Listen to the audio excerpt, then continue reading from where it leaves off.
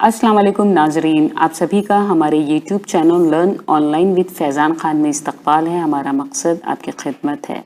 आप अपनी किसी भी जानकारी के लिए हमसे सवाल पूछ सकते हैं। हमारे साथ मौजूद हैं इस्लामिक स्कॉलर मौलाना मुस्तफ़ा नदवी मदनी साहब।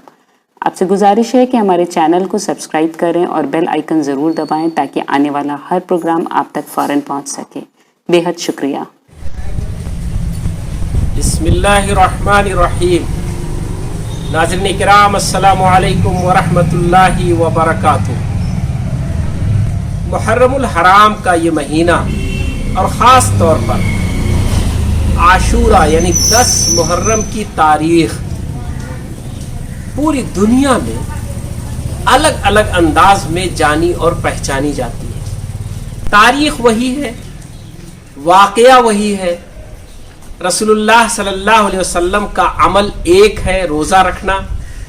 लेकिन चूंकि ये दिन तारीख में 1442 साल के इस अरसे में, जिसको हिजरी साल हम कहते हैं, कमोबेश आज इसको 1390 साल के इस पूरे मरहले में 10 मुहर्रम को बहुत बड़े बड़े वाक़यात पेश आए।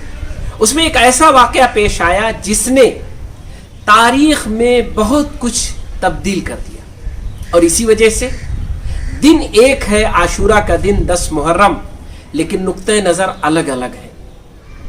उस तारीख को मानने और समझने के अंदाज अलग अलग है, उसकी रसूमात अलग अलग है, हालात और माहौल अलग अलग है। इसमें कोई शक नहीं कि रस्म रिवाज ये मुख्तलिफ कौमों में, मुख्तलिफ इलाकों में बहुत सारे असबाब से वजूद में आते हैं। और कभी कभी खुद उन रस्म रिवाज को अपनाने वाले वो नहीं जानते कि ये रस्म रिवाज कैसे हमारे अंदर आए और इनकी बुनियाद क्या है।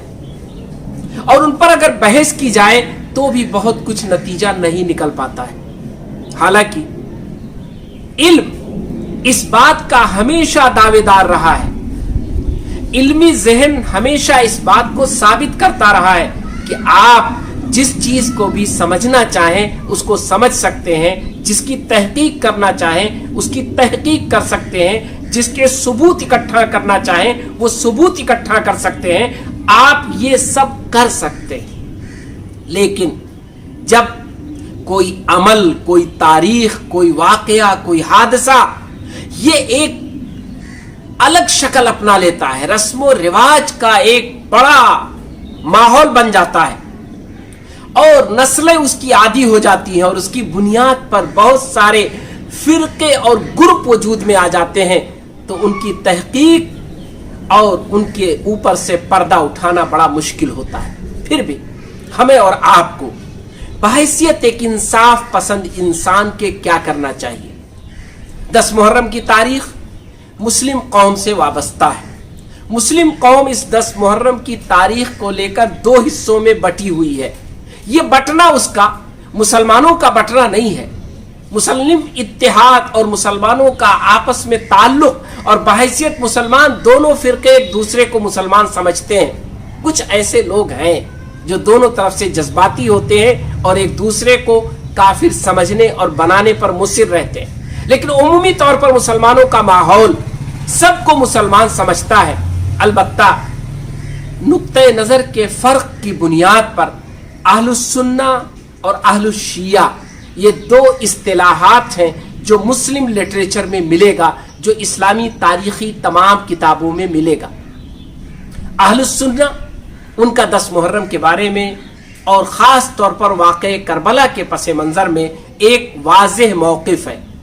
अहलुश्शिया उनका भी 10 मुहर्रम के ताल्लुक से और करबला के वाक़े के ताल्लुक से एक ख़ास मौक़िफ़ है जो हालात और ज़माने के लिहाज से थोड़ा बहुत बदलता रहा है। लेकिन आज पिछले कई सदियों से उसकी एक ही शक्ल मौजूद है और वो राइज है जिसको हम मुहर्रम के नाम से जानते हैं। और मुहर्रम जब कहा जाता है तो वही पूरी तस्वीर सामने आती है कि मुहर्रम का मतलब कि सारे मातमी माहौल, मजलिस, हंगामे اور حضرت حسین رضی اللہ تعالی عنہ کا تذکرہ اور ان کے لیے اپنے جذبات کا اظہار، ان کے غم میں بہت سارے اعمال اور حتیٰ کی تعزیہ کی رسم، ایک ایسی رسم جو گرچہ بہت بعد میں رائج ہوئی لیکن اس نے بڑا عروج حاصل کر لیا اور مسلم قوم میں بڑے پیمانے پر بلا تفریق اہل الشیعہ اور اہل السنہ ان میں سے سبھی لوگ تعزیہ بنانے لگے۔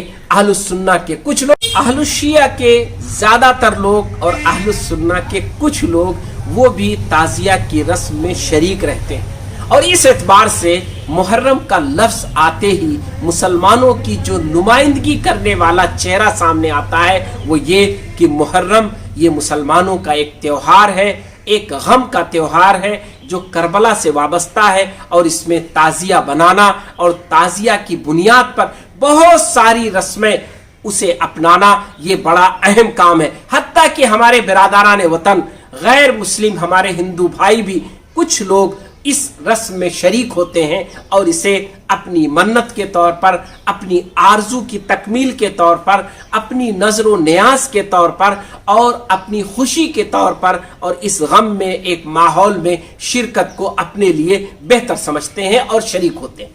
یہ ہے ماحول۔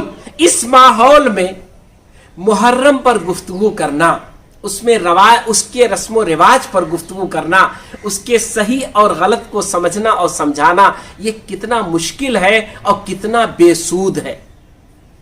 جب گروپ میں لوگ بٹ جائیں، جب حقائق رسم و رواج کا رخ اپنا لے اور جب اس میں شریک ہونے والے اہل السنہ اور اہل الشیعہ جو دو الگ طبقے ہیں، دو الگ فرقے ہیں، گرچہ وہ دونوں مسلمان ہیں لیکن اپنے کو اہل السنہ کہنے والے وہ اہل الشیعہ کی مخالفت کرتے ہوئے بھی ان کے محرم کے رسم و رواج کو بڑے ہی شوق و ذوق سے اپنائیں، تو آپ سوچیں کہ حقائق کو سمجھنا اور پیش کرنا یہ کتنا مشکل ہے۔ یہی وجہ ہے کہ آج کے حالات میں بھی جب سائنس نے ترقی کر لی ہے، اسلامی شریعہ کو پڑھنے کا رواج ہو گیا ہے، اسلامی شریعہ کی تحقیقی کتابیں سامنے آ چکی ہیں، لوگوں کا مزاج ہے کہ اسلام کی حقیقت کو جانے اور سمجھے، دنیا کا مزاج ہے کہ اسلام کے بارے میں جو پروپیگنڈا ہے اس کی دبیز چادر کو ہٹایا جائے اور اسلام کے روشن چہرے کو دیکھا جائے۔ محمد صلی اللہ علیہ وسلم جو اللہ کے آخری رسول تھے وہ کس دین کو لے کر آئے،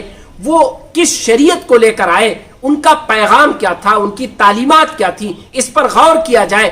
آج جبکہ یہ ماحول ہے اس میں اس موضوع پر بات کرنا، اس کی تحقیق کرنا، اس کا سمجھنا، اس کو پیش کرنا یہ بڑا مشکل کام ہے اور بہت حساس کام ہے۔ حساس اس لیے کہ اس سے جذبات وابستہ ہے، اور یہ بات ہمیں اور آپ کو ہمیشہ یاد رکھنی چاہیے کہ کسی کے بھی جذبات کو، کسی انسان کے حتیٰ کہ جانور کے جذبات کو بھی ٹھیس پہنچانا یہ اسلام کے خلاف ہے، یہ رسول اللہ صلی اللہ علیہ وسلم کی زندگی کے خلاف ہے، یہ رسول اللہ صلی اللہ علیہ وسلم کے اسوے کے خلاف ہے۔ بیان حقیقت، صحیح چیز کو بیان کرنا، کسی چیز کی تحقیق کرنا اور اسے پیش کرنا یہ اچھا کام ہے، لیکن اس میں دل آزاری کا پہلو، اس میں کسی کو تکلیف پہنچانے کا پہلو یہ بہرحال کبھی بھی پسندیدہ نہیں رہا ہے، اور محمد رسول اللہ صلی اللہ علیہ وسلم تو اس سے کوسوں دور رہے، اور اسلام کی تعلیمات اس سلسلے میں بڑی واضح ہدایت ہے کہ قرآن نے کہا کہ اگر اللہ کے علاوہ کسی کی عبادت کی جائے، کسی کو معبود بنا لیا جائے، کسی کو سجدہ کیا جانے لگے، کسی کو اللہ کے بالمقابل شرک کے طور پر وہ مقام، وہ حیثیت حاصل ہو جائے جو اللہ کو حاصل ہے، تو انہیں تم پھر برا بھلا مت کہو، انہیں گالی مت دو، ان کا مذاق مت اڑاؤ، ان کے ساتھ تضحیک مت کرو۔ کیوں؟ اس لیے کہ اب اس سے جذبات وابستہ ہو گئے ہیں، ابدیت وابستہ ہو گئی ہے، کچھ لوگوں نے اپنے آپ کو ان کا بندہ بنا لیا ہے، تو ایسی صورت میں وہ پلٹ کر غصے میں، انجانے میں، نادانی میں حقیقی معبود کو برا بھلا کہیں گے، اور گویا تم سبب بنو گے حقیقی اللہ کو برا بنا کہنے کا۔ یقیناً لیکن حالات کو جاننا ضروری ہے۔ واقع کربلا کی حقیقت یہ ہے کہ حضرت حسین رضی اللہ تعالیٰ عنہ جو رسول اللہ صلی اللہ علیہ وسلم کے نواسے تھے اور جو رسول اللہ صلی اللہ علیہ وسلم کو محبوب تھے، مظلومانہ شہید ہوئے، حالات میں، واقعات میں بہت ساری چیزیں ایسی ہیں جو بے بنیاد ہیں، جن کا کوئی عطا پتہ نہیں ہے، جو بے سر پیر ہیں، گرچہ بڑے بڑے لوگ انہیں بیان کرتے ہیں۔ افسوس یہ ہے کہ ہم تحقیق نہ کرنے کے نتیجے میں دھوکے اور اندھیرے میں رہتے ہیں۔ کاش ہم وقت نکالیں اور محرم کے بعد پڑھیں 10 محرم کی تاریخ کو، پڑھیں شہادت حسین کو، پڑھیں اسلامی تاریخ کو، پڑھیں بنو امیہ کی تاریخ کو، تو بہت کچھ ہمیں پتہ چل جائے گا۔ بسم اللہ الرحمن الرحیم۔ ہی اللہ کیا کرو، نام اسی کا لیا کرو، جو دنیا کا مالک ہے اس کا نام لیا کرو۔ اگر آپ کو یہ میری ویڈیو پسند آئے تو لائک ضرور کر دینا، میرے چینل کو سبسکرائب کر دینا، گھنٹی بجاؤ گی تبھی تو پتہ چلے گا کہ ہم لوگ ہیں۔ اللہ حافظ۔